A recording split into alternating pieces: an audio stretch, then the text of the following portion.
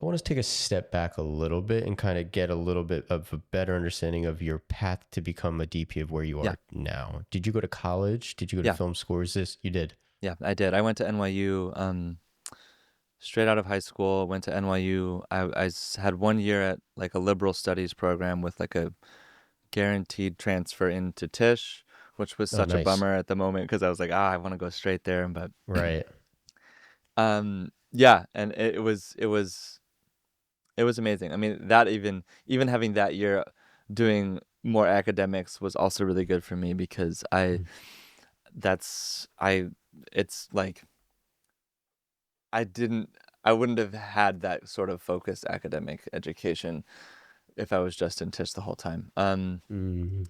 And then I also that summer between that year and the next year, we had a class called Sight and Sound Film, which I took as a summer course, which was a 6 week intensive class with we shot an Arri S, an old 16 millimeter film camera with 100-foot daylight spools. We shot on black and white reversal film. We edited on a Steenbeck, like, and 6 weeks intense of that was like my actual first introduction to film school. It's like, okay, now we're Yeah, making you're movies, doing it. we're doing it, and we had these little crews of 4 people.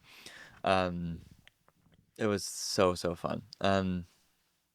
Yeah, I don't know that it's a necessary path to do film school, but it definitely it helped me a lot. And over the 4 years there, I started out wanting to be a director, um, and then I just started shooting as well, and found that was just so inspiring, and also it just allowed me to create so much more than and so much more often than I would have if I was a director and having to push these projects through from beginning to end.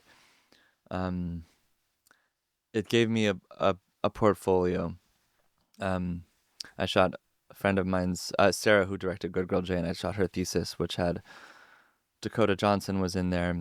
I had a bunch of other little kind of fashiony shorts and stuff that I shot in school, and I cut together a good reel, and I think that's really what it provided me, aside from the technical education, which is extremely valuable, but I know that I've learned far more after Yeah. college than I did in college as far as technical filmmaking is concerned. And then I graduated, and I had one friend named Ramon who actually found a dance film that I did on Facebook, like randomly on his feed in like 2012 or something, while I was like a senior in college. Randomly on his feed, this dance film that I did with this like underwater stuff and this like flying thing that we like went to this like trapeze school or something for, and um it was cool, shot on like the 70 or something. um and he just reached out to me, and he was a director who already was a little bit established in New York as a fashion film director. Um, and he just started hiring me right out of Nice. even in my senior year. And there was one, he took me to South Africa for like a week and a half for this Jack and Jones, like it was basically a BTS video, but we like tried to make it as cool as we could, and I got like paid $2,000 for a week. I was like this is insane. Yeah. Like I didn't even know that I could. I don't know. I didn't even actually know that I could make money doing this. Like I actually didn't have any concept of how lucrative, potentially lucrative, being a It could DP be. was. It could be. Mm. And even just that little, like, which is obviously a BTS photographer's rate or whatever. Like even that like was just like such a gift to be like, I'm traveling, I'm getting paid, and it's yeah. I love Yeah. that.